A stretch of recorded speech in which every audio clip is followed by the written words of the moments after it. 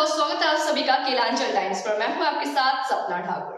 बिहार की सियासत में एक बार फिर बयानबाजी का बम फूटा। पूर्व केंद्रीय मंत्री आर.के. सिंह ने अपनी ही सरकार पर सवाल खड़े कर दिए। आर.के. सिंह ने दावा किया है कि बिहार में पुलिस वाले ही शराब बिकवाने में जुटे हैं और इस कानून से नौजवानों का भविष्य अंधकार में जा रहा है। आरा में एक कार्यक्रम के दौरान आर.के. सिंह ने कहा कि शराबबंदी के बाद बिहार के युवा गांजा अफीम के जाल में फंस गए हैं। इतना ही नहीं, शराब की तस्करी भी बढ़ गई है और पुलिस वाले इसमें खुद शामिल हैं। और साहब का गुस्सा सिर्फ यही नहीं रुका, उन्होंने खुले मंच से ही एक अभियंता को फोन पर लताड़ भी लगा दी। पहले तो हुआ कि हाँ साहब यहाँ का क्या क्या आवश्यकता है, इसके बारे में चर्चा हुआ, जिसमें कि महिला कॉलेज का हमने नोट कर लिया। एक जो जमीन गंगा में चला जाता है या निकला, उसका रसीद नहीं कट रहा है, ये हमने नोट कर लिया। और कुछ का नहीं बताया। तीसरा एक समस्या हमको बताया गया, शराब। तो महिला डिग्री कॉलेज के बारे में हमने पहले भी शायद लिखा था, लेकिन हम फिर लिखेंगे, हम शिक्षा मंत्री से बात भी करेंगे। आपने बताया कि जमीन है, जमीन आप दे रहे हैं, उसका विवरण भी हम आपसे ले लेंगे, ये बात करेंगे। तो हम फिर लिखेंगे, हम बात भी करेंगे। जो जमाबंदी होकर के बारे में है, जो रसीद कटना बंद हो गया, तो जो नए जो कटा है, एक बार हम लोग आंदोलन शराब का यह एक समस्या है और मैं इससे सहमत हूँ। इसका एक ही उपाय है कि नशाबंदी, शराबबंदी को हटा दें। क्या हुआ है शराबबंदी से, हमारा जो नौजवान है वो सब बर्बाद हुआ है। एक तो ड्रग खाने लगा है, अफीम नशा करने लगा है, और दूसरा हर नौजवान जा करके शराब घूम करके बेच रहे। जितना थाना प्रभारी, जितना भी पुलिस वाला है, सब शराब में लिप्त। तो वो हमने सुना दिया जो प्रधान सचिव है कि क्या है, वो सस्पेंड हो जाएगा। अभी ये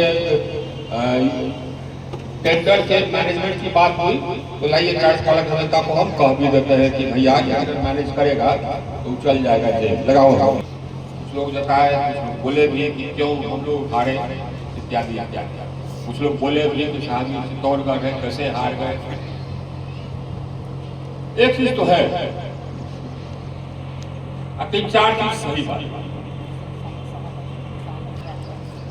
बड़ा। ये जो बढ़ाराज क्षेत्र अगर आपके अंदर आता है, अच्छा खैर आपके अंदर कौन क्षेत्र आता है? अच्छा एक चीज सुन लीजिए, जो कि मैं सभी कार्यपालक अभियंता को कह रहा हूं कि हमको सुनने में आया है कि कुछ विधायकों के कहने पर कुछ कार्यपालक अभियंता टेंडर मैनेज कर रहे हैं। तो आप अगर कीजिएगा, क्या नाम है आपका? अमरेश, सुन लो।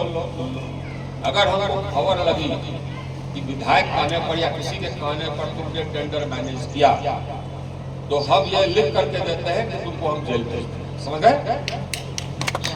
अब भला आर.के. सिंह का ये विस्फोटक बयान बिना जवाबी हमला झेले कैसे रहता? बिल्कुल नहीं।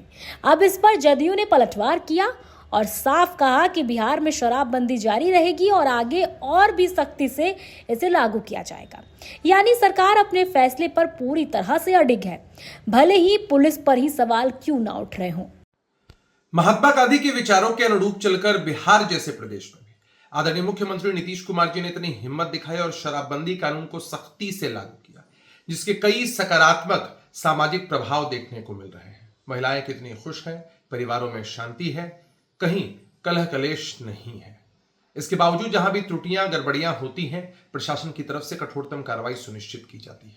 समय समय पर इसकी समीक्षा होती है, लोगों से सुझाव भी मांगे जाते हैं, लेकिन सुझाव के नाम पर यही कहा जाए कि शराबबंदी कानून को ही समाप्त कर दिया जाए, ये कहीं से उचित नहीं है। बहुत सारे लोग बहुत तरह की बातें कहते हैं, लेकिन बिहार में सख्ती से शराबबंदी कानून लागू था, है और आगे भी रहेगा। अब सवाल ये उठता है कि क्या आरके सिंह की बातें हकीकत हैं या महज एक सियासी तीर, सियासी वार? और अगर वो सच कह रहे हैं तो क्या सरकार अपनी ही नीतियों पर सवाल खड़े करने वाले नेताओं पर कोई कार्रवाई करेगी भी? वैसे ये चुनाव का मौसम है और ऐसे में चुनाव से पहले बिहार की राजनीति में घमासान जारी है। ऐसे तमाम खास खबरों से जुड़ने के लिए देखते रहें केलांचल टाइम्स।